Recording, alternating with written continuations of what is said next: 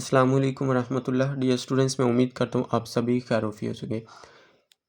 आज मैं आप लोगों को इस वीडियो के अंदर बताऊंगा जी उर्दू दहम क्लास का जो गेस्ट पेपर है 2026 में जो आप लोगों का एग्ज़ाम होना है। परसों जो आप लोगों का एग्ज़ाम होना है, जैसे कि आप लोगों के एग्ज़ाम चल रहे हैं, आप लोगों की उम्मीद करते हैं कि जितने भी पेपर हो चुके हैं अच्छे से अच्छे हुए होंगे। अल्लाह ताला आप सभी को अच्छे से अच्छे नंबरों से कामयाब करें। आज मैं आप लोगों को गेस्ट पेपर बताऊंगा और वो गेस्ट पेपर बताऊंगा जो 100% कन्फर्म पेपर के अंदर इन्हीं में से है। अगर आप लोग कर लेंगे तो इंशाल्लाह गारंटी के साथ कहता हूँ आप लोगों के 100% मार्क अच्छे से अच्छे नंबर आ सकते हैं। तो स्टार्ट करने से पहले एक छोटी सी रिक्वेस्ट है, वीडियो को लाइक करें, शेयर करें और चैनल को भी सब्सक्राइब करें। और जो स्टूडेंट्स इस चैनल को पर न्यू है वो चैनल को ज़रूर सब्सक्राइब करें और वीडियो को लाइक और शेयर कर दीजिए। स्टार्ट करते हैं जी। सबसे पहले हम देखते हैं इसका, मैं आप लोगों को सबसे पहले पहला हिस्सा कौन सा होता है, हिस्सा मरूज़ी होता है। तो 15 नंबर के एमसीक्यूज होते हैं और ये मैं आप लोगों को एमसीक्यूज करवा चुका। चैनल के ऊपर वीडियो मौजूद है, इस वीडियो की डिस्क्रिप्शन में भी लिंक मौजूद है। और वो मैंने कितने करवाए, 90 एमसीक्यूज करवाए। 90 अगर एमसीक्यूज आप लोग कर लेते हैं तो गारंटी के साथ कहता हूँ सिर्फ वो वाले 90 एमसीक्यूज, तो 15/15 नंबर आप लोगों के 15/15 नंबर कन्फर्म है। वो पूरी बुक के एमसीक्यूज निकालने हैं, जैसा कि देखें नसर में से 7 एमसीक्यूज आने हैं, नज़म में से 2 एमसीक्यूज आने हैं, गज़ल में से 1 एमसीक्यूज आना है, इराब वाले 2 एमसीक्यूज आने हैं। इस तरह से इन सभी को प्लस करें तो टोटल 15 नंबर बनते हैं और वो सभी को मिला के 90 एमसीक्यूज मैंने निकाले हैं। और वो वाले एमसीक्यूज जो बार बार बोर्ड के अंदर पूछे गए, मीन गेस्ट पेपर के तौर पर निकाले हैं, तो वो मैंने इस वीडियो की डिस्क्रिप्शन में लिंक दे दिया, वहाँ से जाकर आप लोग उसको अच्छी तरह से समझे। ग्रामर में से भी 3 एमसीक्यूज आने हैं। तो ये पहला जो सवाल होता था वो एमसीक्यूज टाइप है, ये आप लोगों ने अच्छी तरह से एमसीक्यूज वो कर लेंगे, ठीक है। अगर आप लोगों ने एक्सरसाइज वाले करने हैं वो कर लें, जो क्लासे के ऊपर दिए होते हैं वो भी आप लोग कर सकते हैं, लेकिन वो बहुत ज़्यादा बन जाते हैं। तो इस तरह से टाइम बचत की लिहाज से टाइम बहुत कम है, तो आप लोग वो 90 देख लेंगे तो इंशाल्लाह आप लोगों के एमसीक्यूज क्लियर है। पहला सवाल क्लियर है। उसके बाद दूसरा सवाल देखिए जी। दूसरे सवाल नंबर है अशार की तशरीह होती है। नज़म में से 4 अशार आने होते हैं, 3 करने होते हैं, और गज़ल में से 3 अशार आने होते हैं और 2 करने, और 10 नंबर का ये सवाल आता होता है। जैसे कि इसमें अब नज़म में से मैं आप लोगों को मोस्ट इंपॉर्टेंट जो नज़में हैं वो बता देता हूँ, इसके अशार भी बता देता हूँ। बच्चों को नहीं पता सर जी इतने ज़्यादा अशार हम कैसे याद करें, सारे के सारे नहीं याद हो सकते। तो अब मैं कुछ आप लोगों को नज़में बता देता हूँ, साथ में इसके अशार भी बता देता हूँ, ये आप लोगों ने शेर याद कर लेना है। हम मद में देखें तो शेर नंबर आप लोगों ने याद करना है 1, 2, 4 और 6, ये 4 इसके शेर याद करने हैं। उसके बाद नात में देखें तो 2, 3, 4 ये शेर याद करने हैं। मैदान करबला में गर्मी की शिद्दत के ये वाले आप लोगों ने इशार कर लें 1, 4, 5, 6। इस तरह से फातिमा बिनत अब्दुल्ला इसके ये वाले इशार कर लें, किसान के ये कर लें, ऊँट की शादी वाले ये कर लें।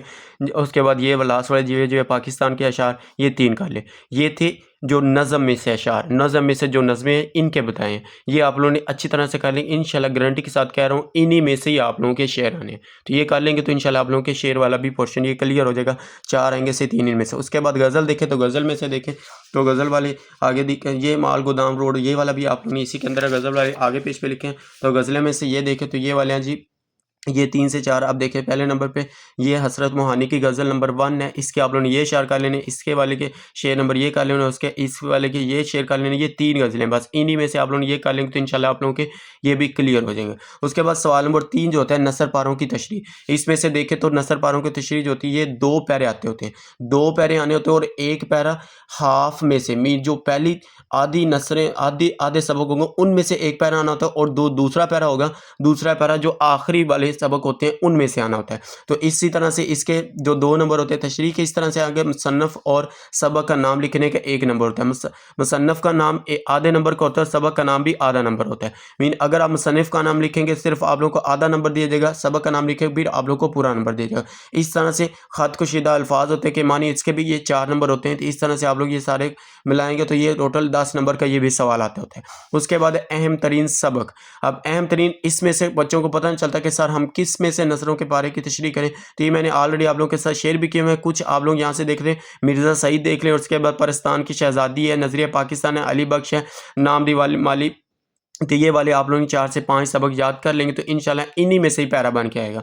तो इसके पैरे आप लोगों ने 1-2 दफ़ा नज़र देख लेनी है, तो आप लोगों ने अच्छी तरह से इसको भी क्लियर कर लेना है। ये सारे साथ-साथ आप लोग क्लियर कर लें। उसके बाद सवाल नंबर 4 है जी। सवाल नंबर 4 होता है मुख्तसर सवालात। अब मुख्तसर सवालात तो बच्चे क्या करते हो, कहते हैं सर जी सारे के सारे सबकों के शॉर्ट क्वेश्चन करके चले जाते हैं, नज़म और गज़ल वगैरह के नहीं करते होते हैं। या इसमें से कह लें कि आगे इसमें से टोटल आप देखिए टोटल कितने हैं, 8 आने और 5 आप लोगों ने करने हैं।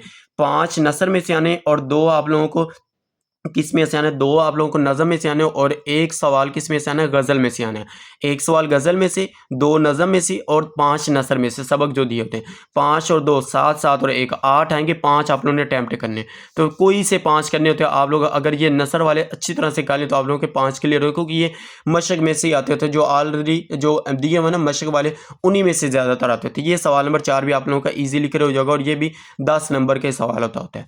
तो ये आप लोगों के लिए सवाल नंबर 4। उसके बाद सवाल नंबर 5 की बार जाना पड़े तो सवाल नंबर 5 एक खुलासा होता है। कहता है किसी एक सबक का खुलासा लिखे। अब खुलासे बहुत ज़्यादा हैं, सबक बहुत ज़्यादा है, तो बच्चों को नहीं पता चलता। यहाँ मैं आप लोग बता देता हूँ, इन्हीं के आप लोगों ने खुलासे लिखने। ये नाम लिखे उन्हें 4 से 5, 1 2 3 4 5 6 7, ये 7 सबक लिखे हुए इनके। मैंने अलग से वीडियो भी शॉर्ट पे आप लोगों को बताया हुआ कि ये वाले मोस्ट इंपॉर्टेंट है, उनमें से भी देख लेने। वही ये वाले तकरीबन ऑलमोस्ट वही 1 2 उनमें से ज़्यादा है, लेकिन आप लोग ये कर लेंगे तो इंशाल्लाह गारंटी के साथ कहता हूँ आप लोगों के ये भी सबक वाले खुलासे भी क्लियर हो जाएंगे। ये भी 5 नंबर का आता है, 2 आने होते हैं और 1 आप लोगों ने इसको करना होता है। उसके बाद आगे देखिए सवाल नंबर 6 जो है ये मोस्ट इंपॉर्टेंट सवाल है कि 3 में से किसी एक अनुमान पर मजमून लिखे। 15 नंबर का मजमून होता है और इसमें से ये आप लोगों ने अच्छी तरह से करना होता है। इसको चाहे तो ये जितने मैं आप लोगों को बता रहा हूँ मजमून, इन्हीं में से इंशाल्लाह आएंगे।